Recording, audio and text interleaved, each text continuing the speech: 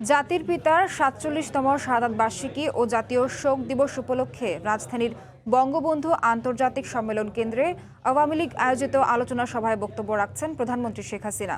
সরাসরি যাচ্ছি সেখানে। আর্যমণি আমার সেজ ফুপুর মেয়ে, আর আমার মেজ ফুপুর ছেলে হচ্ছে শেখ ফজলুল হক মনি। পর সেখানে বসে আছে 5 বছরের শিশু, তাপস 3 বছরের। রক্তাক্ত মা বাবার লাশের পাশে দাঁড়িয়ে বাবা ওঠো মা ওঠো চিৎকার করেছিল, কিন্তু বাবা আমার সাড়া পায়নি। নির্মমভাবে তাকে হত্যা করে। একজন মুক্তিযোদ্ধা ছিল। একই সাথে আক্রমণ করেছিল আমার সেজু ফুপুর বাড়ি। আমার ফুপু আব্দুল আফসান নেবাদ, মুক্তিযোদ্ধা সংগঠক, কৃষিমন্ত্রী। তাকে শুধু না, পরিবারের সকলকে একসাথে দাঁড় করিয়ে বাঁশ ফায়ার করেছিল। গুলির আঘাতে আমার ফুপু আব্দুল আফসান নেবাদ মারা যান, সাথে তার 10 বছরের ছেলে আরিফ, 13 বছর মেয়ে বেবি, 4 বছর নাতি সুকান্ত, ভ্রাতুষ পুত্র মুক্তিযোদ্ধা শহীদ সানিয়াবাদ এবং আব্দুল নঈম রেন্টু। আমি হোসেন আমরি খালাতো ভাই। সে একজন সাংস্কৃতিক কর্মী ছিল। তারা মৃত্যুবরণ করেন গুলির আঘাতে। আমার ফুপু, আমার আরও 2জন ফুফাতো বোন, ভাই, এরা সবাই আহত ছিল। ওই বাড়ি কাজের লোকজন সহ তাদেরকে হত্যা করে। আমার ছোট ফুপুর বাড়িতে যে আমার ছোট ফুপাকে খোঁজে। 15 আগস্ট একই সাথে 3টে বাড়িতে এরকম হত্যাকাণ্ড ঘটল। আর যে খুনির এই হত্যাকাণ্ড ঘটিয়েছে তাদেরকে কিন্তু ইন্ডেমনিটি দেওয়া হয়েছিল। 15 আগস্ট যারা শাহাদাত বরণ করেছেন, আমি তাদের আত্মার মাগফিরাত কামনা করি। আমাদের বাড়ি যখন আক্রমণ করে, সেগুলো আঘাতে মোহাম্মদপুরের কয়েকটি বাড়িতে সেগুলো যে পড়ে, সেখানে 13 জন মানুষ মারা যায়, অনেকে আহত ছিল। আমি তাদের আত্মার মাগফিরাত কামনা করি। আজকে যখন চারিদিকে অনেক সোচ্চার হয়, মানবাধিকারের প্রশ্ন আসে, মানবাধিকারের কথা বলা হয়, আমাদের সরকারকে মানবাধিকারের ব্যাপারে প্রশ্ন করে। যারা এই প্রশ্ন করে তাদের কাছে আমার জিজ্ঞাসা, আমাদের মানবাধিকার 15 আগস্ট আমরা যারা আপন জন হারিয়েছি, তাদের মানবাধিকার কোথায় ছিল? আমাদের তো বিচার চাওয়ার অধিকার ছিল না। আমি আমার বাবা মা হারিয়েছি, আমি মামলা করতে পারবো না, আমি বিচার চাইতে পারবো না। কেন? আমি দেশের নাগরিক না? আমি আমার ছোট বোন রেহানা বিদেশে ছিলাম, বেঁচে গিয়েছিলাম ঘাতকের নির্মম বুলেট আঘাত থেকে। এই বাচ্চা কত যন্ত্রণার বাচ্চা, যারা এই বাচ্চা তারা জানে। কিন্তু আমাদের মানবাধিকার যে লঙ্ঘন করা হয়েছিল, 96 সালে যদি সরকারে আসতে না পারতাম, যদি ইন্ডেমনিটি অর্ডিন্যান্স বাতিল করতে না পারতাম, এই হত্যার বিচার কোনোদিন হতো না। বারবার বাধা এসেছে, এমনকি বক্তৃতায় বিচার চাওয়ার কথা বলতে যেও বাধা পেয়েছি, যে এর কথা বললে নাকি কোনোদিন ক্ষমতায় যেতে পারবো না, এরকম আমাকে শুনতে হয়েছে। আমি বাধা মানি নাই। আমি এই দাবিতে সোচ্চার হয়েছি। দেশে বিদেশে জনমত সৃষ্টি করার চেষ্টা করেছি। সর্বপ্রথম এই হত্যার প্রতিবাদ করে বক্তৃতা দিয়েছে রেহানা 79 সালে সুইডেনে। এরপর আমি 80 সালে বিদেশে গেছি, একটা কমিশন গঠন করেছি, চেষ্টা করেছি আন্তর্জাতিকভাবে। তখন তো দেশে আসতে পারিনি, আমাকে আসতে দেওয়া হবে না। 81 সালে বিদেশে আসার পর, তারপর থেকে জনমত সৃষ্টি করেছি। কত অপপ্রচার চালানো হয়েছে আমার বাবার নামে, ভাইয়ের নামে, মায়ের নামে, মিথ্যা অপপ্রচার। কোথায় সেগুলি? কত রকমের মিথ্যা অপপ্রচার দিয়ে দিয়ে মানুষকে বিভ্রান্ত করার চেষ্টা করা হয়েছে। তারপরেও যখন দেখে যে না, বাংলাদেশের মানুষের মন থেকে জাতির প্রিয় বঙ্গবন্ধুকে মুছে ফেলা যায় না, একটা যুদ্ধ বিধ্বস্ত দেশ গড়ে তুলে তিনি যখন দেশকে উন্নয়নের পথে এগিয়ে নিয়ে যাচ্ছেন, যে শত বাধা দিয়েও 7 জন আওয়ামী লীগের সংসদ সদস্যকে হত্যা করেছে, একের পর এক নেতাকর্মীদের হত্যা করেছে। 70 নির্বাচনের পরপরই তো হত্যাকাণ্ড শুরু করেছে সেই পাকিস্তানি শাসকরা। পাবনায় মোহাম্মদ রফিক, যিনি এমপি নির্বাচিত হয়েছিলেন, 22 ডিসেম্বর, 7 ডিসেম্বর নির্বাচন, 22 ডিসেম্বর তাকে হত্যা করেছে। খুলনায় মমতাজ হোসেন, তাকে 23 ডিসেম্বর হত্যা করেছে এবং সেই হত্যাকাণ্ড 75 পর চলেছে এবং সেই হত্যাকাণ্ড স্বাধীনতার পরে চলেছে। এত বাধা,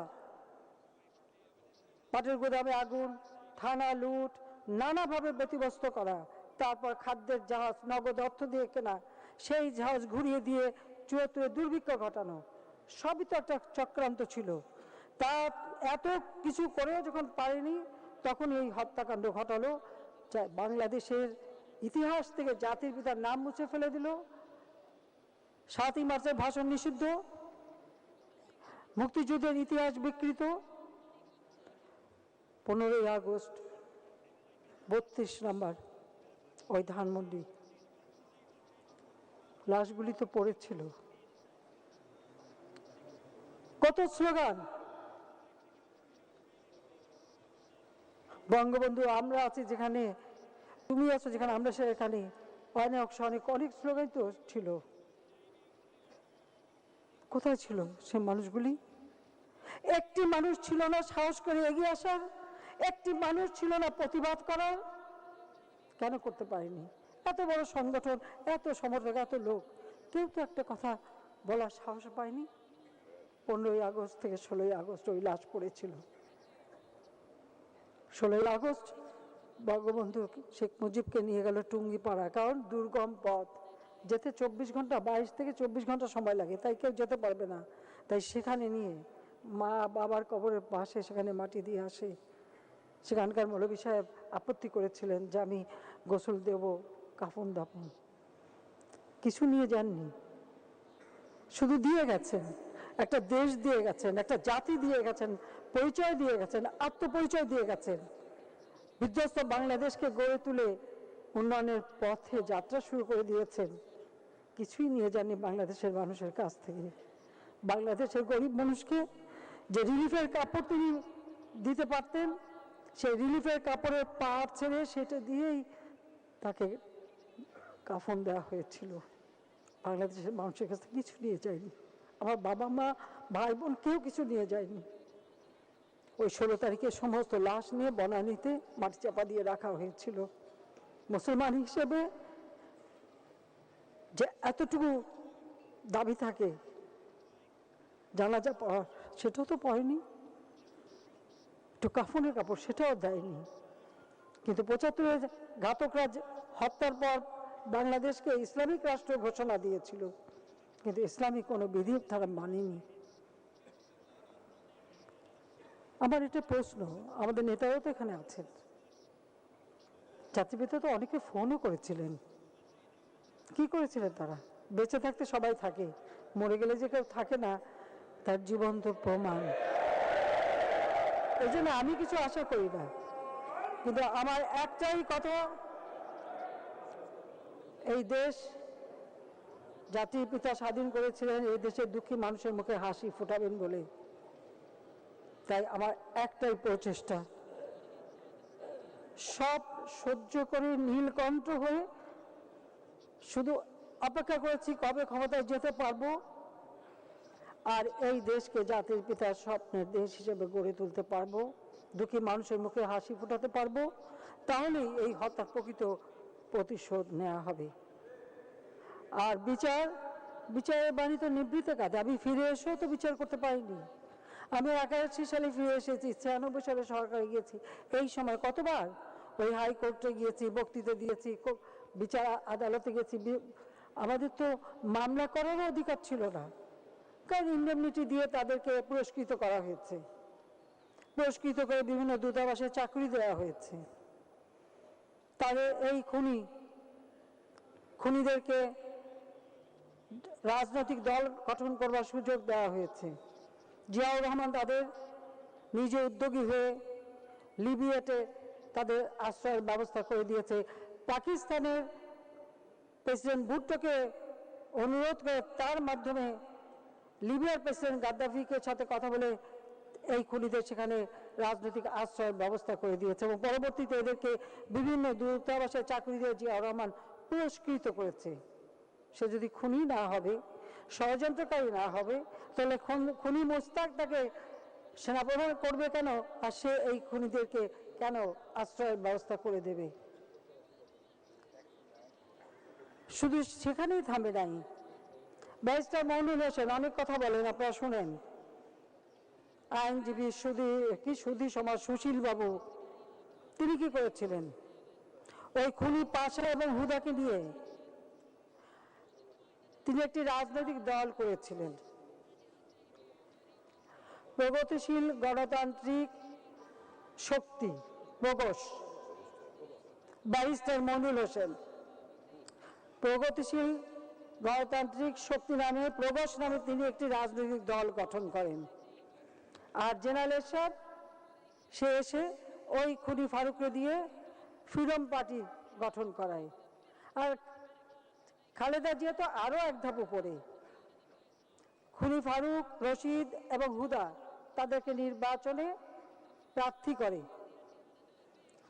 ফারুককে জিতাতে পারেনি, যে কোনো কারণে হোক। সেখানকার প্রশাসন সে কথাটা মানি। সেই 15ই ফেব্রুয়ারি 96 নির্বাচন ভোটারবিহীন নির্বাচন নিয়ে, যে নির্বাচনে কোনো দল অংশগ্রহণ করে নাই, সেই নির্বাচনের মাধ্যমে রশিদ আর হুদাকে চুয়াডাঙ্গা থেকে, রশিদকে কুমিল্লা থেকে নির্বাচন নিয়ে ঘোষণা দিয়ে পার্লামেন্টে বিরোধী দলের নেতা বানায় খালেদা জিয়া তাদেরকে। এরা কি করে অস্বীকার করবে যে এই হত্যাকাণ্ডের ষড়যন্ত্রের সাথে তারা জড়িত না? 96 সালে 15 ফেব্রুয়ারি নির্বাচন, সেই নির্বাচন জনগণ মেনে নেয়নি, আন্দোলন হয়, খালেদা জিয়া বাধ্য হয় পদত্যাগ করতে। 30 মার্চ সে পদত্যাগ করে। এরপর জুন মাসে নির্বাচন হয়, সেই নির্বাচনে আওয়ামী লীগ সরকার গঠন করে। সরকার গঠন করতে পেরেছিলাম বলেই ইন্ডেমনিটি অর্ডিন্যান্স বাতিল করতে সক্ষম হয়েছে। সেটা বাতিল এত সহজ ছিল না, সেখানে অনেক বাধা। আপনারাই খোঁজ করে দেখবেন যে সেই দিন কারা কারা এই খুনিদের পক্ষে দাঁড়িয়েছিল, ইন্ডেমনিটি অর্ডিন্যান্স বাতিলের পথে বাধা হয়ে দাঁড়িয়েছিল, কোন কোন আইনজীবী, সেটা একটু খোঁজ করে দেখবেন। সেই যাক, আমরা ইন্ডেমনিটি অর্ডিন্যান্স বাতিল করি, খুনিদের বিচারের আওতায় নেই। যেদিন বিচারের রায় হবে সেটা ছিল 8ই নভেম্বর। হরতাল ডেকেছিল বিএনপি, কেন? খুনিদের বাঁচাতে। 8ই নভেম্বর 98 সালের সেদিন হরতাল ডেকেছিল যাতে জজ সাহেব কোর্টে যেতে না পারে, বিচারের রায় দিতে না পারে। কিন্তু জজ সাহেব গোলাম রসুল সাহেব তিনি সাহসী ছিলেন, তিনি গিয়েছিলেন এবং বিচারের রায় ঘোষণা দিয়ে খুনিদের ফাঁসির হুকুম দিয়েছিলেন। খালেদা জিয়া ক্ষমতায় 2001-এ যখন আসে, সব বিচার কার্য বন্ধ। এরপরে আমরা যখন আবার সরকারে আসলাম 2009-এ, যখন এই বিচার কাজ শুরু করি, হাইকোর্টে আমরা আপিল করি, কত বিচারকদের তালিকায় লেখা আওয়ামী লীগের পক্ষের লোক, কোর্টে গেলে তারা বিব্রত বোধ করেন, কারণ এই বিচারের রায় তারা দিতে পারবেন না। আমি জাস্টিস প্রধান বিচারপতি ছিলেন তোফাজ্জল সাহেব, তাকে আমি তার প্রতি কৃতজ্ঞতা জানাই। তার রায় এই খুনিদের ফাঁসি হয়, যেটা আমরা কার্যকর করতে সক্ষম হয়েছি। আজকে যেসব দেশ মানবাধিকার প্রশ্ন তোলে, আমাদের আবার স্যাংশন দেয়, তারা তো খুনিদের আশ্রয় দিয়ে রেখেছে। এই খুনি রাশেদ, এই রাশেদ ছিল কমান্ডিং অফিসার, যে মিন্টু রোডে যে অপারেশন হয় সেই অপারেশনের কমান্ডিং অফিসার ছিল এই রাশেদ। সেই ওখানে যে খুনি রাশেদ এবং শাহরিয়ার, এদের নেতৃত্বে সেখানে যায়, এবং মাজেদকে আমরা আনতে পেরেছি। কিন্তু রাশেদকে বারবার আমেরিকার সাথে আমরা কথা বলছি, এখনো তাকে তারা দিচ্ছে না, তাকে তারা লালন পালন করে রেখে দিচ্ছে।